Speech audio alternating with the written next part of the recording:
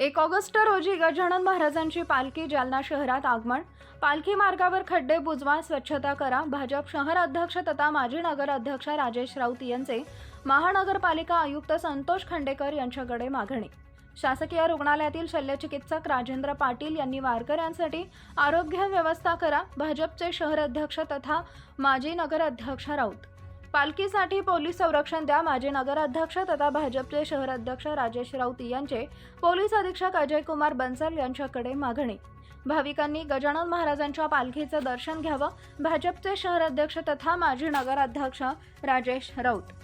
जालना शहरात 1 ऑगस्ट रोजी गजानन महाराजांच्या पालखीचं आगमन होणार असून त्या पालखी मार्गावर महानगरपालिकेने खड्डे बुजवून स्वच्छता करा अशी मागणी भाजपचे शहर अध्यक्ष तथा माजी नगराध्यक्ष राजेश राऊत यांनी महानगरपालिकेचे आयुक्त संतोष खंडेकर यांच्याकडे केली आहे। वारकऱ्यांसाठी आरोग्य सुविधा द्यावी।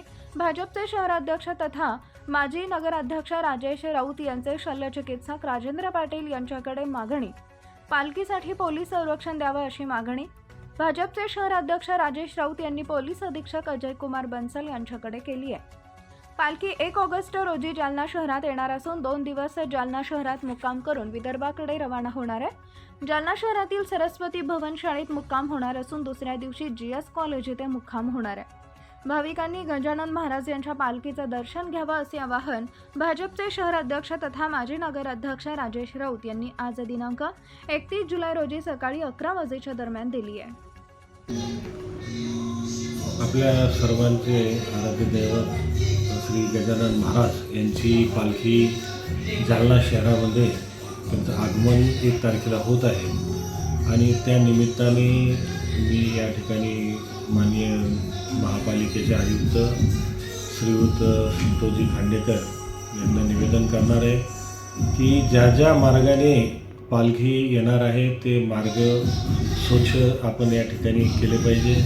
तसेच रस्त्यावरचे खड्डे असेल तर ते खड्डे आपण या ठिकाणी बुजवले पाहिजे। त्याच प्रकारे नाल्या असेल तर नाल्याची स्वच्छताही या ठिकाणी केली पाहिजे। 1 तारखेला गजानन महाराज यांच्या पालखीचं मुक्काम सरस्वती भवन विद्यालय या ठिकाणी होणार आहे। तरी तो सरस्वती भवन जुना जालनाचा जो परिसर आहे ते स्वच्छ आणि बाकीच्या सर्व गोष्टी त्यांना उपलब्ध करून दिल्या पाहिजे। मग टॉयलेट असेल, बाकीच्या प्रथम उपचार असेल, आपले जिल्हा शल्य चिकित्सक आहे त्यांनाही मी या ठिकाणी विनंती करीन की त्यांनीही आपली टीम त्या ठिकाणी ठेवली पाहिजे।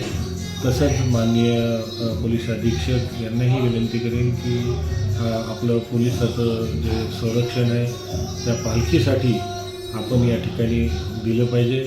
तसेच गजानन महाराज यांचे पालखीचं जालना शहरामध्ये मोठ्या प्रमाणामध्ये स्वागत होत आहे। आमच्या बंधू भगिनी, महिला भगिनी या ठिकाणी रांगोळी काढून त्यांचं स्वागत करतात दरवर्षीप्रमाणे। त्याचप्रमाणे 2 तारखेला ह्या पालखीचं मुक्काम JS महाविद्यालय या ठिकाणी होणार आहे आणि 3 तारखेला ही पालखी जालन्याहून प्रस्थान करणार आहे। मी तरी सर्व भक्तांना या निमित्ताने अशी विनंती करीन की आपण गजानन महाराज या पालखीचं सर्वांनी मनोभावक दर्शन करून या ठिकाणी करावं ही विनंती करा।